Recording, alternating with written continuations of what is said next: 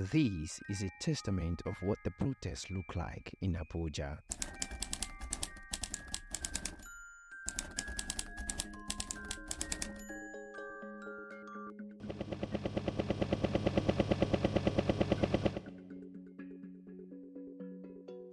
Nationwide protest was to commence on August 1 to address the fuel scarcity and bad governance experienced by Nigerians in the country.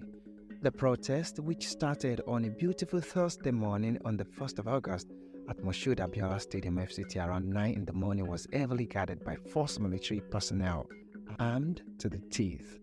Two distinct groups of protesters were present during the event. One group carried placards with messages such as "We are hungry" and "End bad governance," while the other group appeared disorganized, chanting "No protest," serving as a counter to the first group. And because of the confusion in the crowd, the first protesters, that is, the End Bad Governance protesters, defied the court order and beckoned to march from the Moshood Abiola Stadium to Eagle Square, as they strongly believe Eagle Square would be a broader tentacle for government officials to hear the plea and also separate themselves from the counter-protesters.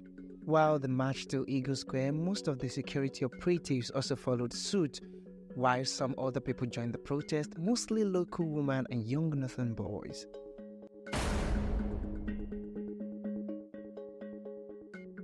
Further investigation revealed that some of the anti-protesters earlier encountered in the early hours of the protest at the Moshood Abiola Stadium joined in the End Bad Governance protest when they noticed no one paid attention to them and the majority of their folks were now disregarding their work. Some of the then protesters, that is, the anti-protesters, complained bitterly about receiving some amount from certain persons to carry out the anti-protesters' placards, and this is further evident in some of the interviews conducted for the anti-protesters in other Nigerian states.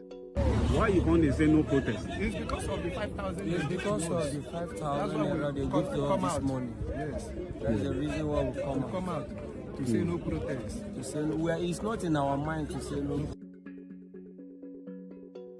However, the peaceful protest turned violent when the protester hit the junction of the Eagle Square, as some of the police officers were observed shooting tear gas to disperse and disorganize the peaceful protest.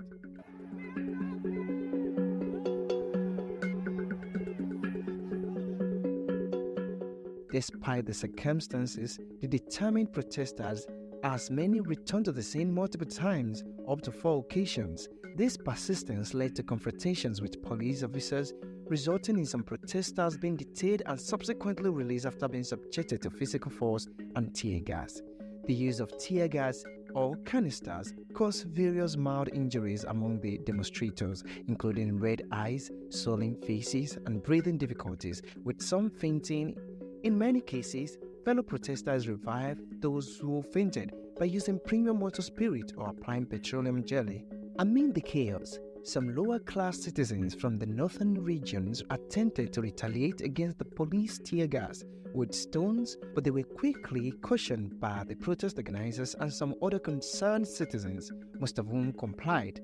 As the tear gas continued to be deployed, a few courageous yet frustrated protesters began to pick up the hot canisters with their bare hands, throwing them back at the police or targeting the nearby secretariat building, which created further tension, the protesters to yearn for the plea. In the course of documenting this report, it was alleged that police pursued a vehicle due to a protester who was standing in the car, open roof and waving a Nigerian flag, chanting "End bad governance" and "We are hungry."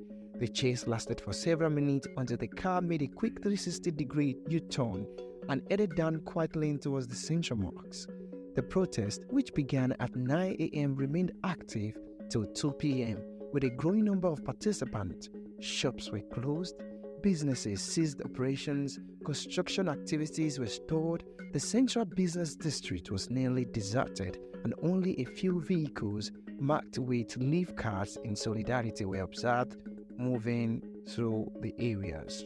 Protesters are encouraged to uphold their civil and fundamental rights while ensuring compliance with court directives and their civic responsibilities.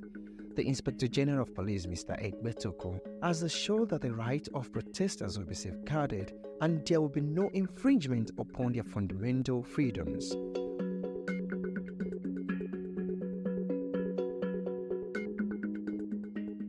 By uniting our voices, we can strive to create the Nigeria we want. A better world is achievable when we set aside tribal, religious, and other biases, prioritizing love and unity in our interactions.